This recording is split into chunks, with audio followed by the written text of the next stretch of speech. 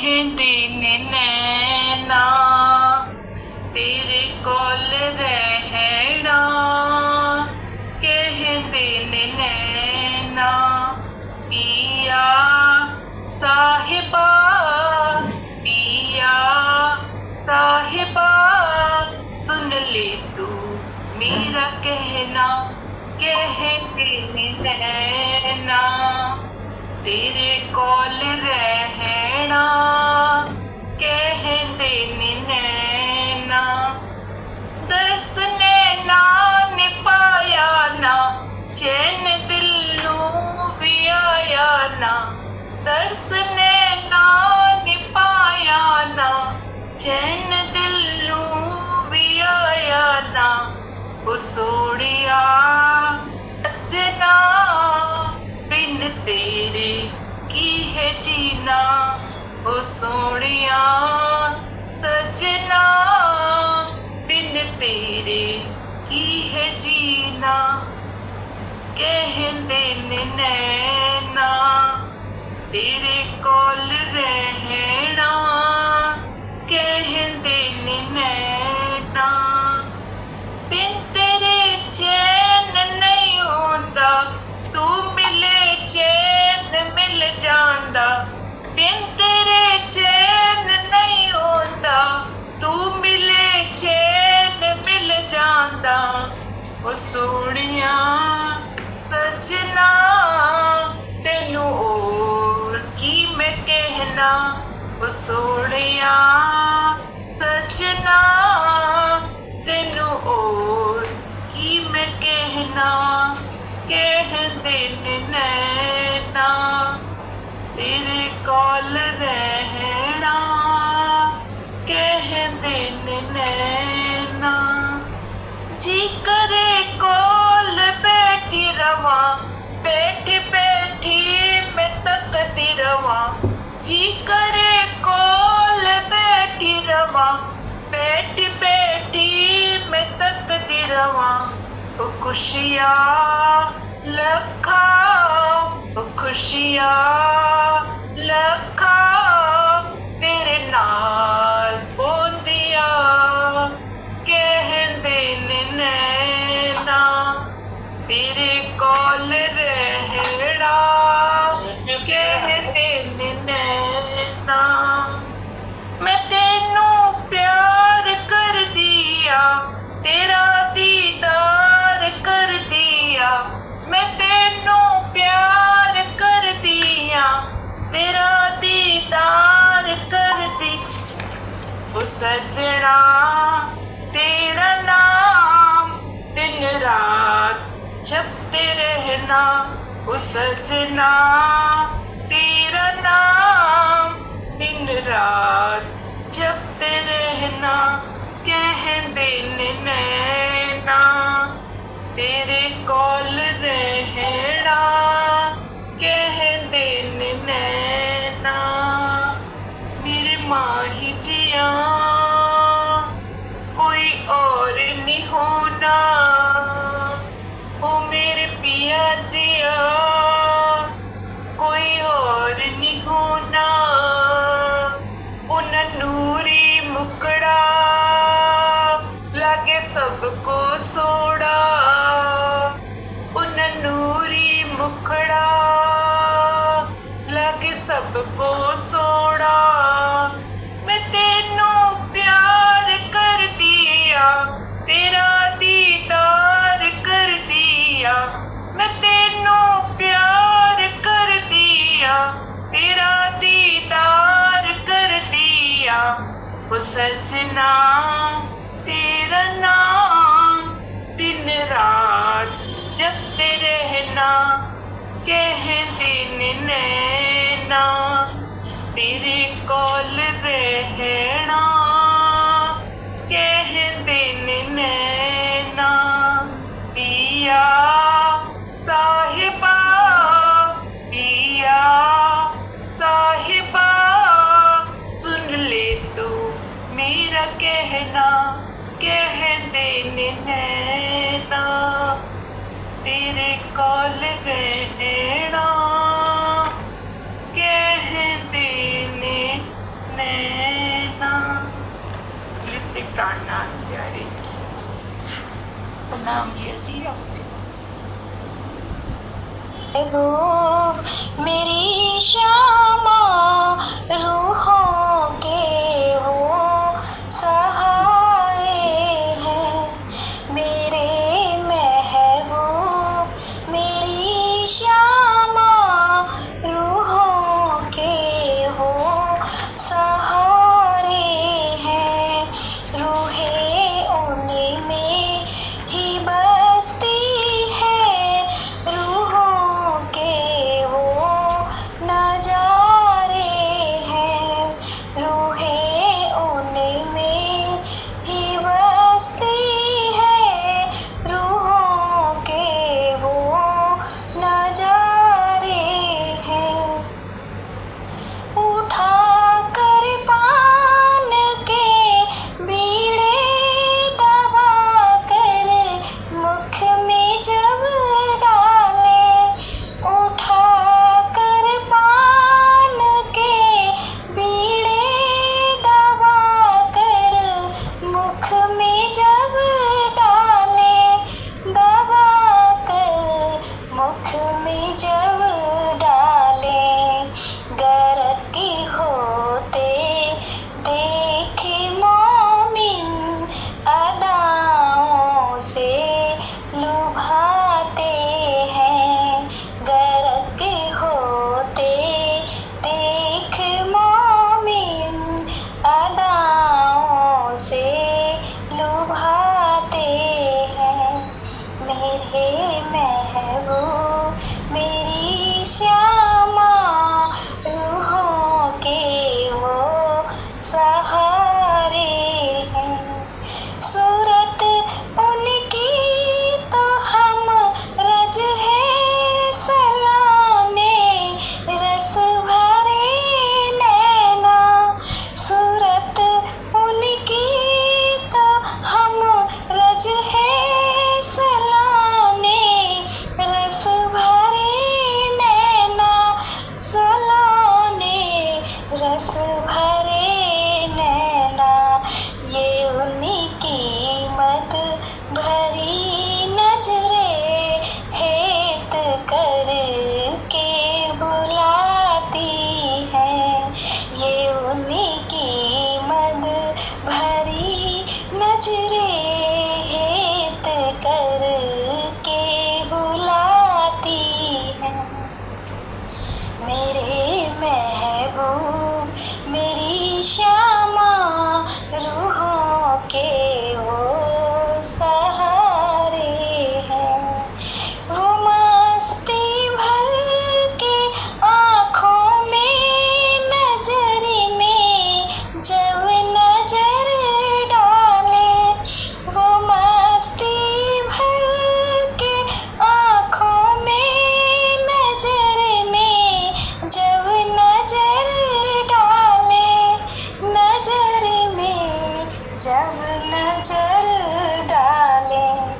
दिल पे बिजली सी गिरती है, वो लचत जब पिलाते हैं। दिल पे बिजली सी गिरती है, वो लचत जब पिलाते हैं। मेरे महबूब मेरी श्यामा रूहों के वो सहारे हैं। चश्माए दीद में जादू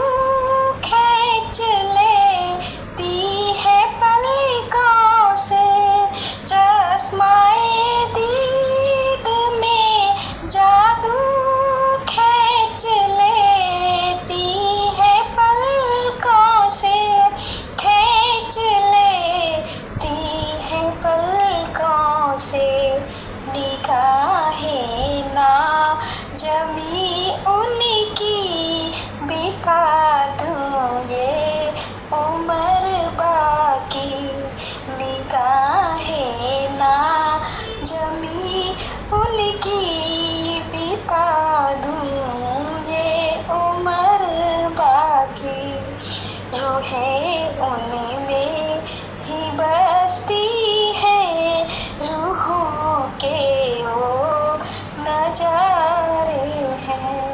मेरे महबूब मेरी श्यामा, रूहों के वो सहारे हैं, रूहों के वो सहारे हैं।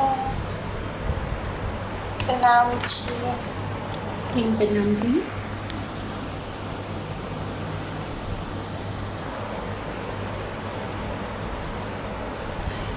प्रथम लागो दो चरण को, धनिये ना छुड़ायो छिन, नाक तली लालेड़ियाँ मेरे जीव के यही जीवन, इन पाँव तले पड़ी रहूं, धनी नजर खोलो बातून, पलना वालो निरखूं नेत्रे मेरे जीव के यही जीवन। चर्चा प्रारंभ होते हैं, सुनो साथी चित दे, भजो राज श्याम श्री प्राणीनाथ, सखी जीवन हमारो ये। श्री महामत कही सुनो साथी जी, भैया चर्चा का बकत, अब तुम सुनियो चित दे, लाल आगे आए बैठे न तखत, लाल आगे आए बैठे न तखत। बोले श्री प्राणनाथ प्यारे की जय, बोले श्री सतगुरु जी महाराज की जय।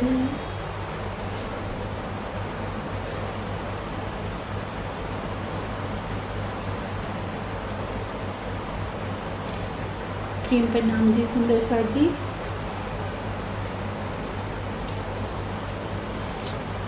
मैं जन्म भर को छोड़िया ये चारों बस्त निखेद, बस्त भई मोहे प्राप्त, पाया माया माहे भेद, पाया माया माहे भेद। ए आया जो साथ में,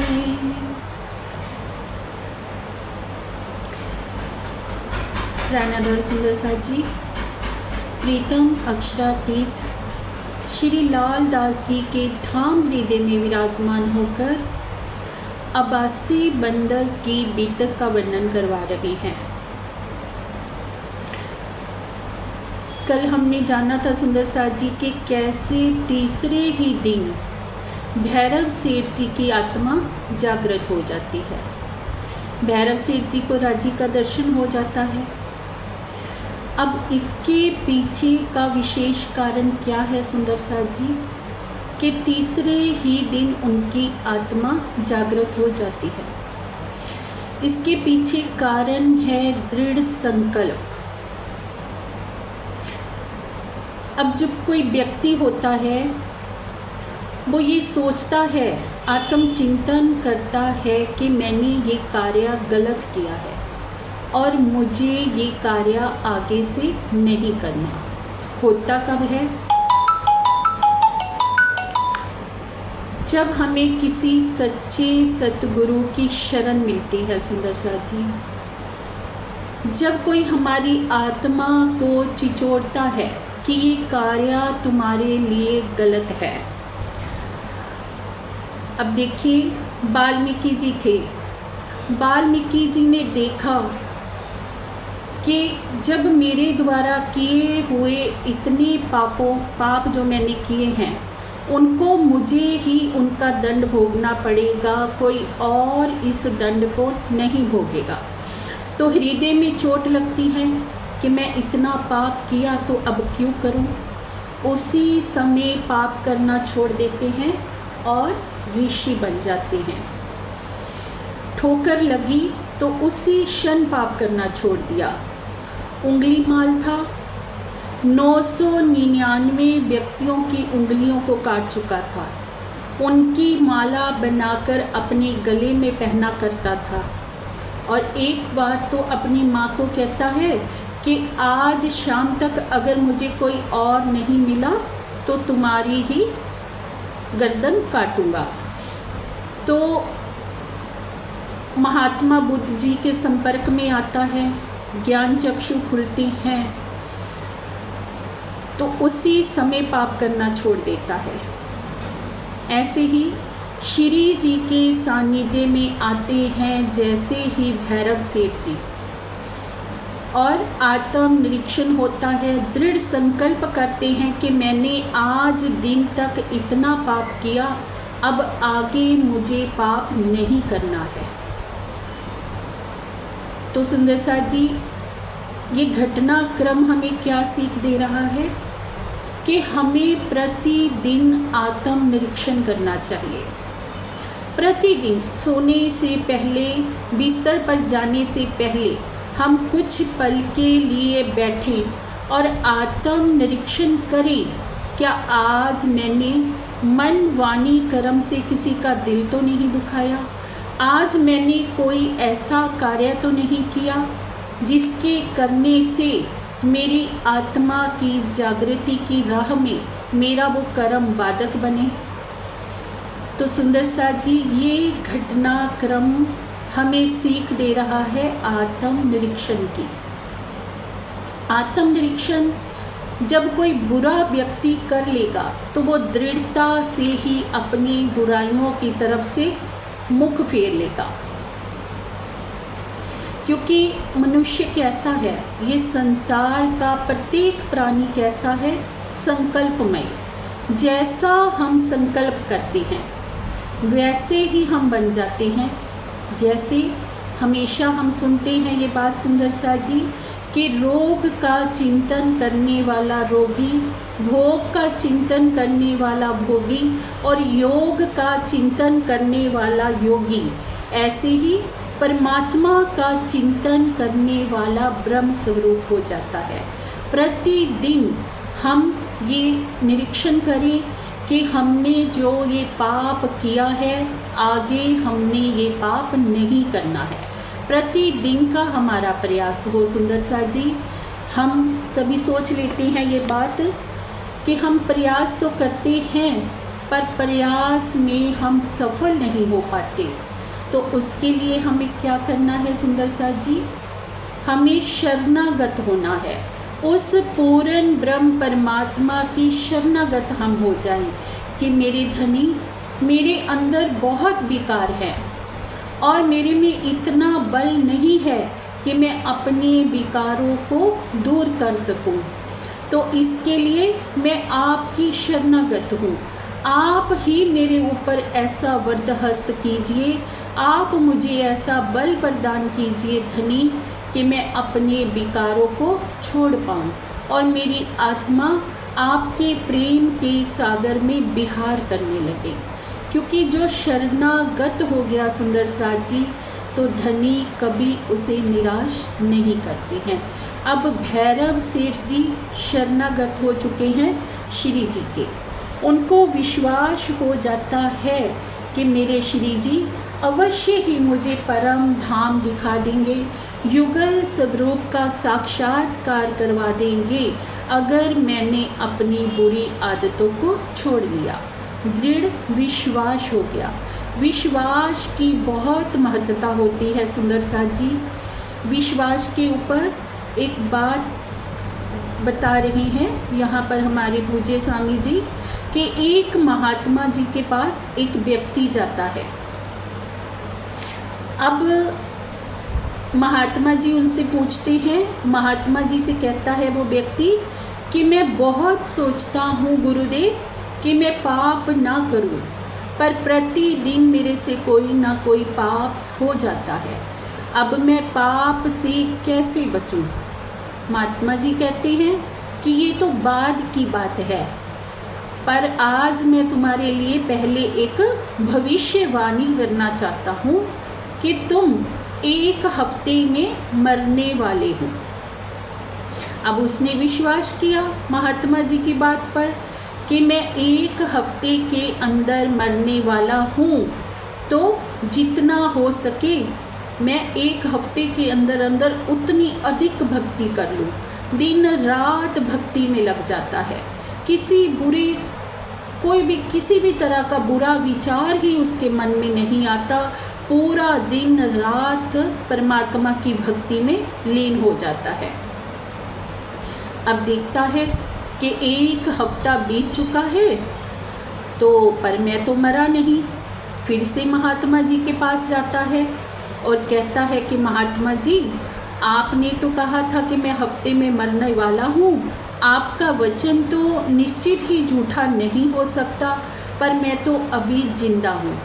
महात्मा जी कहते हैं, क्या इस हफ्ते के दौरान तूने किसी की निंदा की है, किसी की चुगली की है, कोई झूठ बोला है, कोई बुरा कर्म किया है, कोई अनिष्ट कार्य किया है? तो वे व्यक्ति कहता है कि मुझे जैसे ही पता चला कि मैं हफ्ते में मरने वाला हूँ, तो मैंने कोई भी बुरा पाप कर्म नहीं किया। मैं तो दिन रात परमात्मा की भक्ति में लीन रहा, ये सोचा कि 1 हफ्ते का ही समय है, जितना हो सके अच्छा कार्य कर लूँ, उतना परमात्मा को रिझा लूँ। तो महात्मा जी क्या कहते हैं कि ऐसे ही होते हैं महान पुरुष। जो महात्मा होते हैं वो ऐसे ही होते हैं, वो जानते हैं कि संसार नश्वर है और एक ना एक दिन हमें संसार को छोड़ना है। हर पल जीवन का वो आखिरी समझकर जीते हैं कि ये क्षण मेरे जीवन का आखिरी है, तो इसी क्षण में मैं जितना भी हो सके परमात्मा को रिझा लूँ। पता नहीं आगे की श्वास मुझे मिलनी है या नहीं मिलनी है।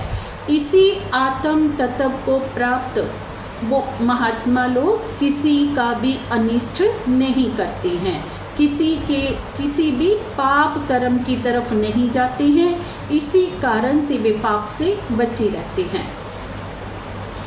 अब यही होता है भैरव सेठ जी के साथ। दृढ़ संकल्प कर लेते हैं और उसी क्षण सारे अपने शराब के बर्तनों को तोड़ देते हैं, नशे की सभी वस्तुओं को फेंक देते हैं। परिवार के लोग झगड़ा करते हैं तो उनको कोई फर्क नहीं पड़ता, क्योंकि उन्होंने दृढ़ संकल्प ले लिया है कि मुझे ये चीज़ें त्यागनी है, क्योंकि ये वस्तुएं मेरी आत्मा के रास्ते में बाधक हैं। तो सुंदर साथ जी 3 यहाँ पर बताई गई हैं चीज़ें, 3 तरह के जो हमने अपने जीवन में उतारना है। एक तो है दृढ़ संकल्प, दूसरा पल पल परमात्मा की नज़र हम आत्माओं के ऊपर है। प्रत्येक प्राणी के ऊपर परमात्मा की नज़र है, जिसने ये मान लिया कि सर्वशक्तिमान की नज़र पल पल मुझे देख रही है, मेरे हर एक कार्य को देख रही है। भले ही मैं अंधेरे कमरे में छिपकर कोई भी कार्य कर रहा हूँ, तो उस सर्वशक्तिमान की नज़र मुझे हर जगह देख रही है। जिसने ये चीज़ को जान लिया सुंदर साथ जी, वो कभी स्वप्न में भी अपराध कर ही नहीं सकता, पाप कर ही नहीं सकता। पाप हम कब करते हैं? जब ये हम सोचते हैं कि कोई हमें देख नहीं रहा, हम तो अकेले हैं, बंद कमरे में हैं, हम कुछ भी अनिष्ट करें, किसी की नज़र हमारे ऊपर नहीं है। तो ये क्या है सुंदर साथ जी? अज्ञानता। एक ज्ञानी व्यक्ति कभी भी ये बात नहीं सोचेगा। वो जानता है कि परमात्मा की नज़र पल पल मेरे ऊपर है और मेरे हर एक कार्य को देख रही है और इस कार्य के बदले में मुझे दंड अवश्य मिलेगा। तो कभी भी वो भूल से भी वो कार्य नहीं करेगा। और तीसरा है शरणागत। शरणागत अगर हमने होना सीख लिया सुंदर साथ जी, तो कोई भी बाधा हमारा रास्ता नहीं रोक सकती। अब भैरव सेठ जी के पास तीनों चीज़ें थी। पूर्ण समर्पण था, श्री जी के ऊपर समर्पण की भावना थी, हृदय में ये बात दृढ़ हो चुकी थी कि सर्वशक्तिमान की नज़र मुझे पल पल देख रही है। और तीसरा था श्री जी की शरणागत। शरणागत वो हो गए थे कि मेरे श्री जी ने ऐसा कहा है तो निश्चित ठीक ही कहा है। तो सुंदर साथ जी क्या होता है, भैरव सेठ जी का जीवन ही बदल जाता है। राज्य का दीदार हो जाता है उन्हें, और हमारे लिए बहुत बड़ा सीखापन भैरव सेठ जी का ये प्रसंग दे रहा है सुंदर साथ जी कि किस तरह से हमें पाप कर्म से बचना है, कैसे हमें आत्म निरीक्षण करना है, कैसे दृढ़ संकल्प हमारे अंदर होना चाहिए किसी भी कार्य को करने का, और कैसे हमें धनी की शरणागत होना है। तो अब भैरव सेठ जी तारतम ले लेते हैं। अब जब भैरव सेठ जी तारतम ले लेते हैं तो पूरे अवासी बंदर में शोर मच जाता है। क्यों शोर मच जाता है? क्योंकि भैरव सेठ जी वहाँ के बहुत बड़े सेठ होते हैं। अब अगर ऐसा हो कि कोई गरीब व्यक्ति हो, उसने कोई कार्य किया हो तो किसी को भी पता नहीं चलता है। अब कोई बड़ा व्यक्ति हो, मानो कोई प्राइम मिनिस्टर है, राष्ट्रपति है, वो किसी संत की शरण में जाए, किसी की शरण में जाए, कहीं किसी मंदिर में भी जाए तो सब और शोर हो जाता है कि आज प्रधानमंत्री जी यहाँ गए हुए हैं। मीडिया का शोर सब जगह हो जाएगा।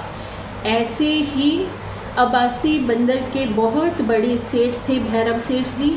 जब उन्होंने तारतम लिया तो पूरे नगर में शोर मच गया कि इतने बड़े सेठ किसी महात्मा के सानिध्य में आ गए हैं और उन्होंने सब कुछ खाना पीना छोड़ दिया है, बुरे कर्म छोड़ दिए हैं। अब क्या होता है, जैसे ही वो तारतम ग्रहण करते हैं तो पूरा नगर उमड़ उमड़ कर आने लगता है, क्योंकि हिंदुस्तान के बहुत से ऐसे लोग थे जो अबासी बंदर में बस गए थे। अब जो उनकी पत्नियां थी, प्रतिदिन श्री जी की चर्चा सुनने के लिए आने लगी। अब चर्चा तो दिन रात श्री जी की चला करती थी। दिन रात उन जो लोगों की पत्नियां थी श्री जी की चर्चा सत्संग सुनने के लिए आने लगी। और अब अबासी बंदर में जो बंसाली जाति के व्यापारियों का एक समूह रहता था, अब जब उन्होंने देखा कि जो हमारी महिलाएं हैं, हमारी पत्नियां हैं, वो तो पूरा दिन ही घर पे नहीं रहती हैं, हमें तो कामकाज के लिए बाहर जाना पड़ता है और सुबह भी वो भोजन बना जाती हैं, रात को भी भोजन बना जाती हैं, और हमें तो दोनों वक्त ठंडा ही भोजन खाना पड़ता है, तो ये हमारे हाथ से चली गई हैं। तो जब देखो चर्चा सत्संग में ही लगी रहती हैं, तो वो सब क्या सोचते हैं कि कैसे भी करके हम पता करें कि ये कहाँ जाती हैं और इनका जाना रोका जाए। तो वे सब लोग इकट्ठा होकर भैरव सेठ जी के पास जाते हैं कि आपके जहाँ जो सत्संग होता है, हमारी पत्नियाँ दिन रात वहाँ पर आती हैं और हमें दोनों समय ठंडा ठंडा भोजन खाना पड़ता है, ऐसे कब तक चलेगा? आप ये कार्यक्रम बंद करवा दीजिए।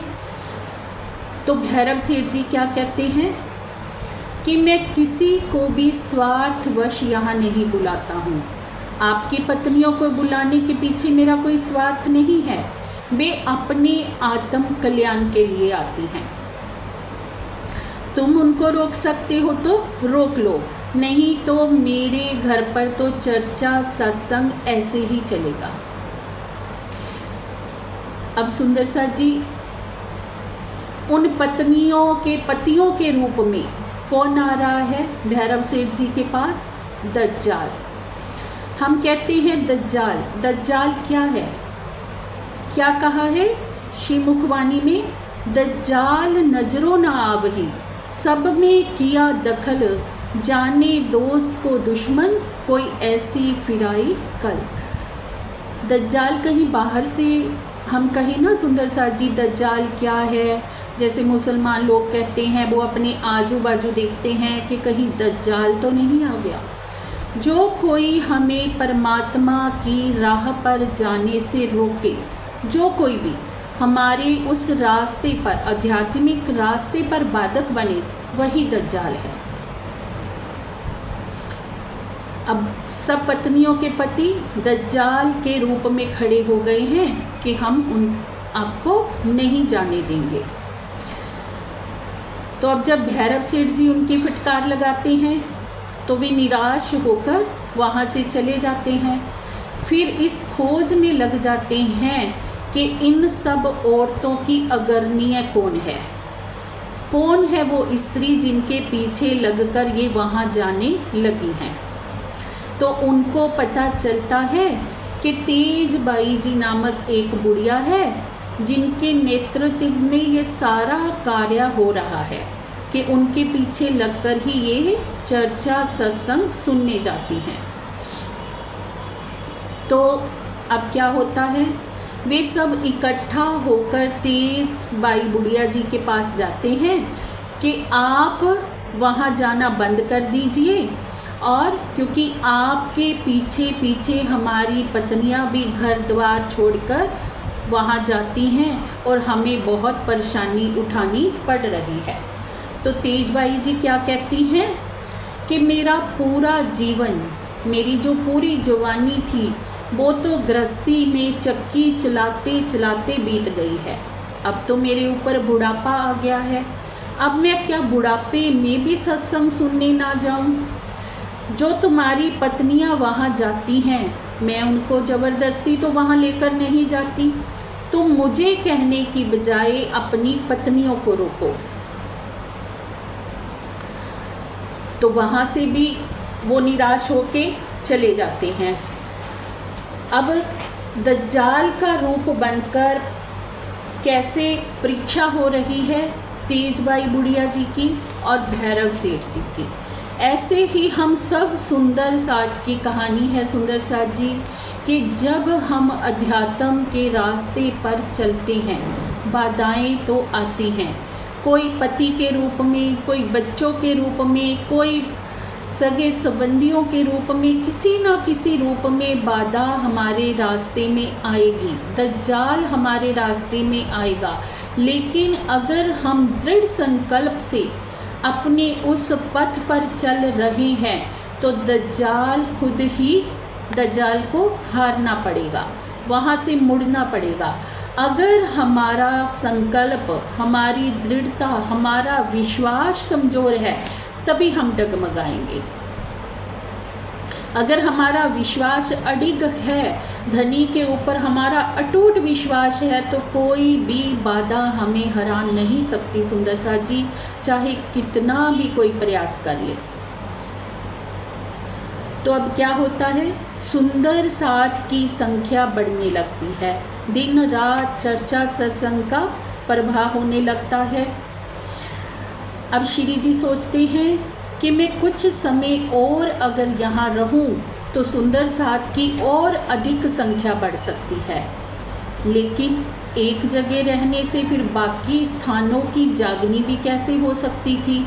तो सोचते हैं मन में कि मुझे आगे भी जागनी कार्य के लिए चलना है, क्योंकि इस संसार में प्रत्येक कण क्या है, चल रहा है, सूर्य चल रहा है, पृथ्वी चल रही है, चंद्रमा चल रहा है, जो चल रहा है वही कुछ कर रहा है। अगर स्थिर हो गया तो उस समय तो सृष्टि का लय हो गया।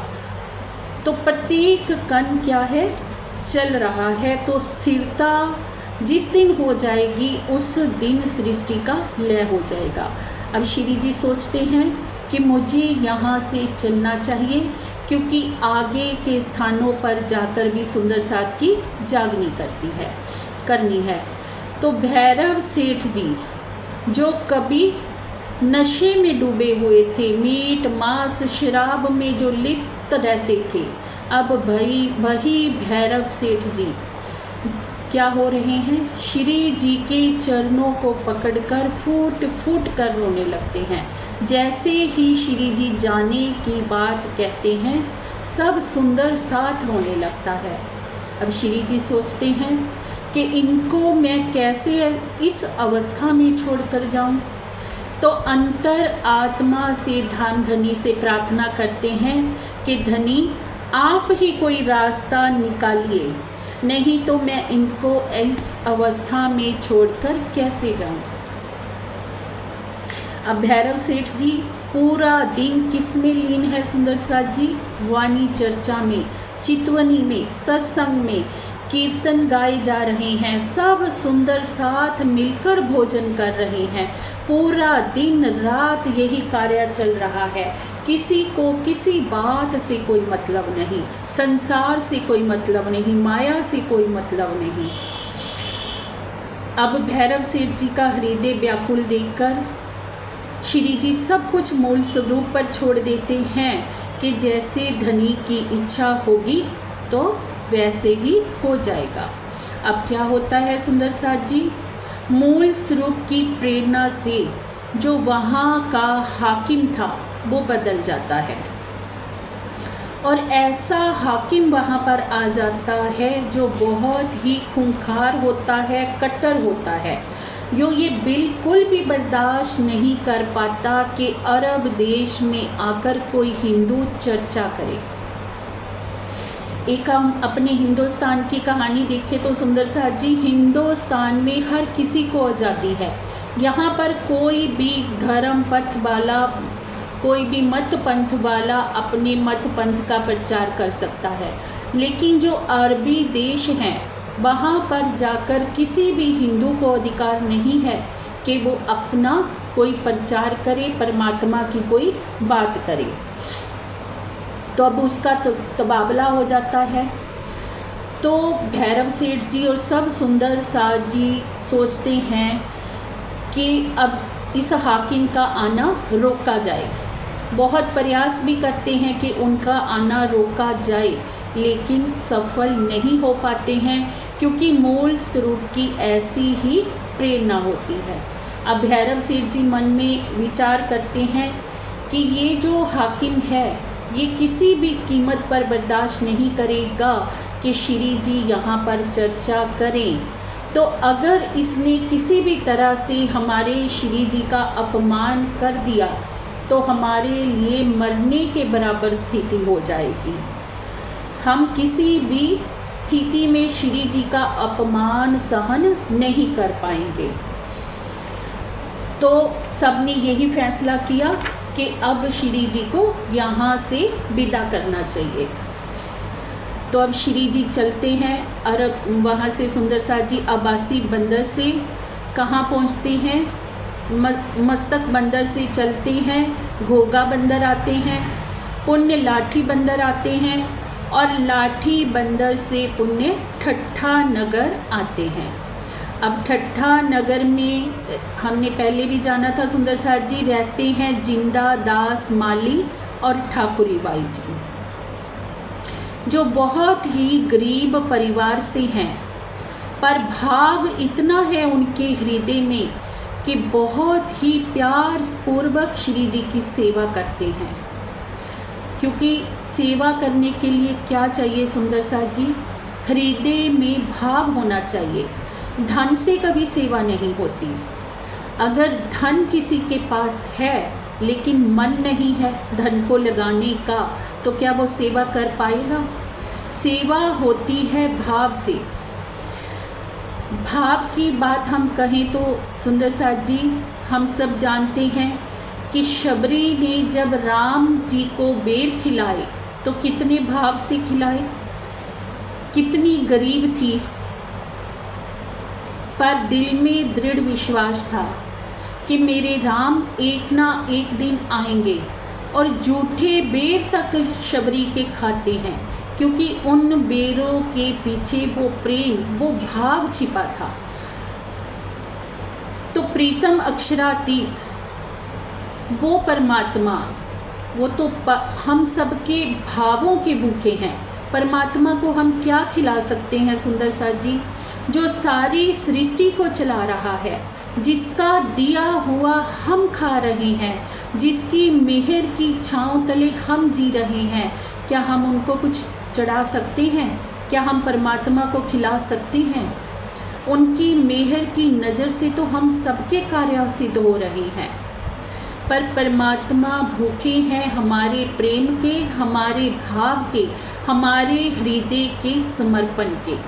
और यही भाव, यही समर्पण था जिंदा दास जी में और ठाकुरी बाई जी में। श्री जी को अपने घर ले जाते हैं और उनके पांव जमीन पर नहीं लगते हैं कि आज हमारे घर, हमारे धाम धनी पधारे हैं। बाजार से ताज़ा ताज़ा सब्जियां लाते हैं, बहुत ही प्रेम पूर्वक उनको पकाते हैं और श्री जी को भोजन करवाते हैं। सुंदर साथ जी,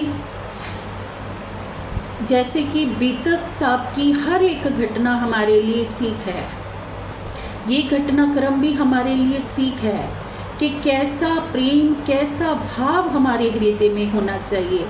जब हमारे घर में किसी ब्रह्म मुनि के चरण कमल पड़ते हैं सुंदर साथ जी, तो कहते हैं ना, हम करोड़ों जप तप कर लें तो भी उतना पुण्य नहीं प्राप्त होगा जितना किसी ब्रह्म मुनि के सानिध्य से प्राप्त हो जाता है। तो हमें अपने को धन्य धन्य समझना चाहिए कि मेरे घर सुंदर साथ के चरण कमल पड़े हैं, क्योंकि श्री जी के संग संग सुंदर साथ की जमात भी थी। उन्होंने सबकी प्रेम भाव से सेवा करी कि आज मेरा जीवन धन्य धन्य हो गया, मुझे परमहंसों का सानिध्य मिला, मेरे घर सुंदर साथ के चरण कमल पड़े। क्या कहा है? धाम मेलो सदीवे, दुर्लभ मेलो संसार। धाम में तो हम साथ साथ रहते ही हैं सुंदर साथ जी, लेकिन इस संसार में सुंदर साथ का साथ मिलना, सानिध्य मिलना बहुत दुर्लभ है। और जिस पर धनी की अपार मेहर की नज़र होती है, उनके ही घर में चरण कमल पड़ते हैं सुंदर साथ के, धाम धनी के। तो बहुत ही प्रेम से सेवा करते हैं। अब श्री जी कुछ समय मटहरी के लिए जाते हैं। मटहरी में मटोद एक गांव है, वहाँ जाते हैं। वहाँ पर वाणी सत्संग चर्चा होती है, बहुत से सुंदर साथ की जागनी होती है। अब जागनी का प्रकाश सब ओर फैलता जाता है। अब समय है सुंदर साथ जी 1728 का, बैसाख महीने का। श्री जी ठट्ठा नगर लौट आए होते हैं, कुछ समय वहाँ रहते हैं और बिहारी जी को पत्र लिखते हैं। बिहारी जी महाराज को पत्र लिखकर सारा वृत्तांत सुनाते हैं, कैसे दीप बंदर में सुंदर साथ की जागनी हुई, कैसे तेज स्टूवरी जी को बंद से छुड़ाया गया, कैसे मस्कत बंदर में महावजी भाई की जागनी हुई, कैसे अवासी बंदर में भैरव सेठ जी की जागृति हुई, और ठट्ठा नगर में कैसे चिंतामणि और लालदास जी की जागनी हुई। सारा घटनाक्रम लिखकर बिहारी जी को भेज देते हैं पत्र के द्वारा, और कहते हैं कि मेरी इच्छा है आप कच्छ आ जाइए, मैं नलिये में आपसे मिलता हूँ।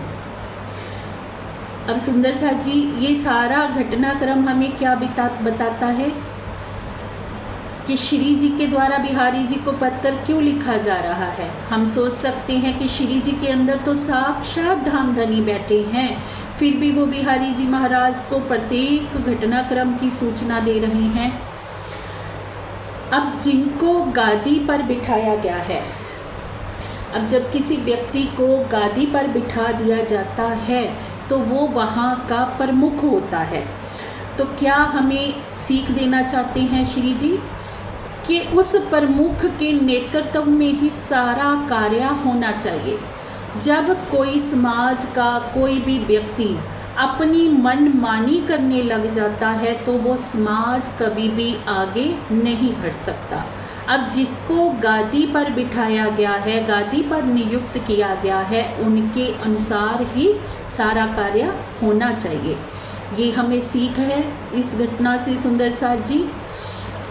अब श्री जी जागनी लीला के लिए नलिये पहुंचते हैं। नलिये में आकर उनसे धाराबाई जी मिलते हैं। अब धाराबाई जी की कहानी क्या है सुंदर साथ जी कि धाराबाई जी श्री जी को अपनी आप बीती बताते हैं कि कैसे जब वो खंभालिये में रहते होते हैं और खंभालिये में सूरजी भाई आते हैं और वाणी चर्चा का प्रभाव चल जाता है। अब वाणी चर्चा में उनकी आत्मा जागृत हो जाती है। वो बताते हैं कि कैसे धनी का आवेश उनके संग लीला करने लगता है, उनको धनी के दर्शन होने लगते हैं और वे चर्चा सत्संग करने लगते हैं। और ये सब देखकर सुंदर साथ उन्हें आसन पर बिठा देते हैं। अब ये बात जैसे ही बिहारी जी को पता चलती है तो वो क्या करते हैं, सूरजी भाई जिन्होंने चर्चा करना प्रारंभ किया था उनको बुलाते हैं और अपना कठोर जो दंड वाला फरमान होता है वो सुनाते हैं। कहते हैं कि सूरजी भाई आपको परम धाम चलना है या नहीं चलना है। अगर आपको परम धाम चलना है तो धाराबाई जी को अभी समाज से निकाल दो, क्योंकि वे छोटी जाति के व्यक्ति हैं। अगर ऐसे ही छोटी जाति के लोग हमारे संप्रदाय में आते रहेंगे तो हमारा संप्रदाय तो छोटी जाति का ही हो जाएगा। तो सुंदर साथ जी ये घटनाक्रम से हमें सीख है कि कोई व्यक्ति महान कैसे होता है। जाति से कोई महान नहीं होता। जाति कुल तो सब हमने इस ब्रह्मांड में आकर देखे। परम धाम से तो हम सब एक दिल है, सबकी एक नज़र है, सबका एक रूप है। ये रूप रंग जात पात तो इस संसार के हैं जो नश्वर हैं, जो कोई मायने नहीं रखते। जाति से कोई बड़ा नहीं है। इंसान बड़ा अपने कर्मों से होता है। जिसके कर्म महान होते हैं वही महान होता है। जाति से अगर हम देखें तो रावण भी तो ब्राह्मण था पर कहलाता क्या था, राक्षस, क्योंकि उसके कर्म राक्षसों जैसे थे। जाति कुल से कभी कोई महान नहीं होता। सुंदर साथ जी महान हमें हमारे कर्म बनाते हैं। और बिहारी जी को कोई धर्म का ज्ञान तो था नहीं और उस समय में अभी वाणी का प्रचार भी नहीं हुआ था सुंदर साथ जी। और सुंदर साथ को ये बात भी नहीं मालूम थी कि धाम धनी कभी भी हमें अपने से जुदा कर नहीं सकते, क्योंकि क्या कहा है श्री मुखवाणी में, कोई बात खुदा से ना हो वही ऐसा न कहियो कोई, पर एक बात ऐसी बकामी ने जो हक से भी ना होए। वो कौन सी बात है सुंदर साथ जी जो राजी भी नहीं कर सकते। वो है कि अगर धनी स्वयं भी चाहें कि मैं अपनी आत्माओं को अपने से जुदा कर दूं या परम धाम से जुदा कर दूं तो ये संभव नहीं है, क्योंकि परम धाम में जो कुछ है वो वैसा का वैसा ही है, वैसा ही रहेगा। ना वहाँ कुछ नया होता है ना पुराना होता है, ना कम होता है ना ज़्यादा होता है। अगर धनी भी चाहें कि मैं आत्माओं की संख्या कम कर दूं या बढ़ा लूं तो ऐसा संभव नहीं है। तो सुंदर साथ जी ये बात का ज्ञान उस समय में सुंदर साथ में नहीं था। अब बिहारी जी जैसे ही अपना फुरमान सुनाते हैं कि तुम्हें धाम जाना है या नहीं जाना है, तो वे डर जाते हैं। सूरजी भाई और सब सुंदर साथ डर जाते हैं कि हमें कहीं बिहारी जी महाराज धाम से ना निकाल दें। आज अगर हम सुंदर साथ के पास ब्रह्मवाणी का प्रकाश है, आज हमसे कोई कहे कि आप ऐसा करोगे तो हम आपको परम धाम नहीं लेकर जाएंगे, तो क्या हम मान लेंगे? क्योंकि आज हम जानते हैं कि धनी कभी भी हमें अपने से जुदा कर ही नहीं सकते। हाँ, ऐसा ज़रूर हो जाता है सुंदर साथ जी कि अगर हमारे कर्म अच्छे नहीं हैं, हम मन वाणी कर्म से किसी का दिल दुखाते हैं, कोई अनिष्ट कार्य करते हैं, तो वो कार्य हमारी आत्म जागृति के रास्ते पर बाधक बन जाता है। बाधक अवश्य बन जाएगा वो कार्य। हो सकता है कि उस कार्य के चलते हमें हमारे अध्यात्म की वो मंजिल प्राप्त ना हो, पर अगर हम ऐसा कहें कि हमारे प्राणेश्वर ही हमें अपने से दूर कर देंगे, तो ये बिल्कुल भी संभव नहीं है। तो सुंदर साथ जी अब क्या होता है, श्री जी को वो सारी बात बताते हैं कि कैसे मुझे समाज से बहिष्कृत कर दिया गया है बिहारी जी के द्वारा। अब श्री जी सब बात सुन रहे हैं और आगे का जो घटनाक्रम है सुंदर साथ जी, वो हम कल की चर्चा में जानेंगे कि कैसे कैसे क्या क्या होता है धाराबाई जी के साथ और क्या क्या घटना होती है। तो सुंदर साथ जी आज का घटनाक्रम हमें क्या सीख दे रहा है?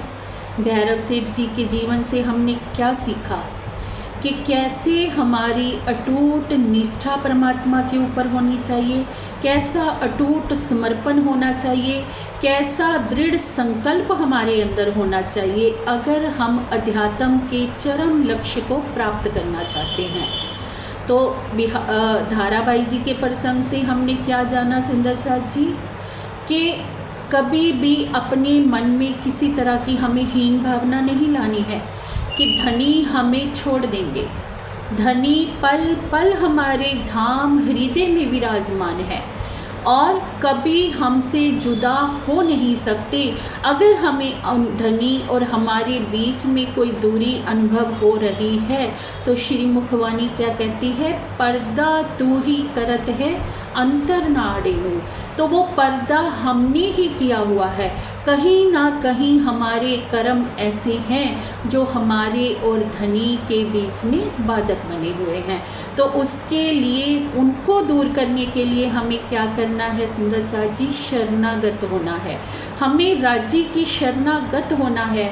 चितनी जब हम करें तो ध्यान में पिया से ये अर्जी करें कि मेरे प्रीतम, जो मेरे मन पर, जो मेरे तन पर जिस तरह के भी विकार हैं, जो आपके और मेरे रास प्रेम की राहों में बाधक बने हुए हैं, आप उन विकारों को हटा दीजिए। और धनी की मेहर भरी नज़र हम पर ऐसी बरसेगी सुंदर साथ जी कि एक दिन ऐसा आएगा कि वो सारे विकार मिट जाएंगे।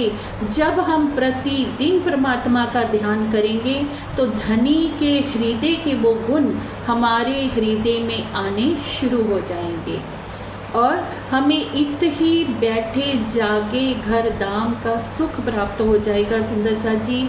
तो ये प्रत्येक घटनाक्रम हमारे लिए बहुत बड़ी सिखापन है।